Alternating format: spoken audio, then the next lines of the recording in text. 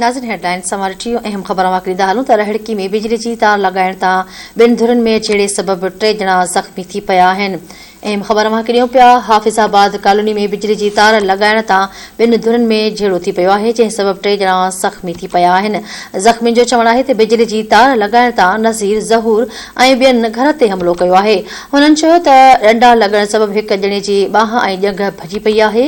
अवां खे आगाह कयूं पिया, अहम ख़बर ॾियूं पिया, रहड़की में बिजली जी तार लॻाइण तां झेड़ो थी पियो आहे ऐं ॿिनि धुरनि में झेड़ो थी पियो आहे। 3 ॼणा ज़ख़्मी थी पिया आहिनि।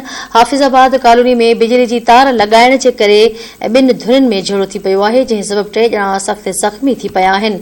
आगाह कयूं पिया अव्हां खे, ज़ख़्मियुनि जो चवणु आहे त बिजली जी तार लॻाइण तां नज़ीर ज़हूर ऐं ॿियनि घर ते हमिलो कयो आहे।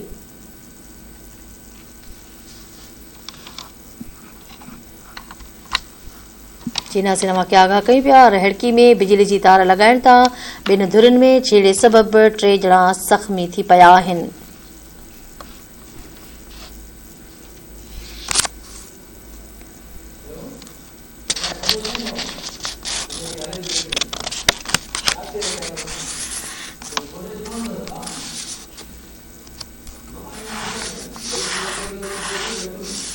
सिनेमा के ॿुधायूं पिया, हाफ़िज़ाबाद कॉलोनी में बिजली जी तार लॻाइण तां ॿिनि धुरनि में झेड़ो थी पियो आहे, जंहिं सबबि 3 ॼणा ज़ख़्मी थी पिया आहिनि।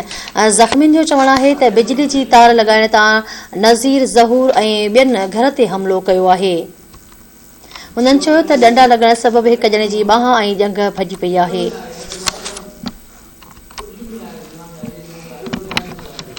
सिनेमा खे आगाह कयूं पिया, रहड़की में बिजली जी तार लॻाइण तां ॿिनि धुरनि में झेड़े सबबि 3 ॼणा सख़्त ज़ख़्मी थी पिया आहिनि। हाफ़िज़ाबाद कॉलोनी में बिजली जी तार लॻाइण तां ॿिनि धुरनि में झेड़ो थी पियो आहे, जंहिं सबबि 3 ॼणा ज़ख़्मी थी पिया आहिनि। अव्हां खे आगाह कयूं पिया, ज़ख़्मियुनि जो चवणु आहे त बिजली जी तार लॻाइण जे करे नज़ीर ज़हूर ऐं ॿियनि घर ते हमिलो कयो आहे। उन्हनि जो चवणु आहे त डंडा लॻण जे करे हिक ॼणे जी ॿांह ऐं ॼंघ भॼी पई आहे। अव्हां खे आगाह कयूं पिया, रहड़की में बिजली जी तार लॻाइण तां ॿिनि धुरनि में झेड़ो थी पियो आहे, जॾहिं त झेड़े में 3 ॼणा ज़ख़्मी थिया आहिनि।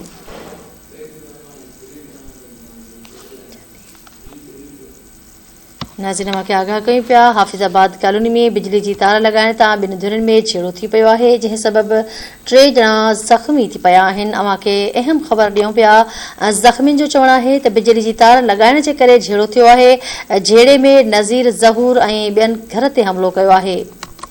अव्हां खे आगाह कयूं पिया, हुननि चयो आहे त डंडा लॻण जे करे हिक ॼणे जी ॿांह ऐं ॼंघ भॼी पई आहे।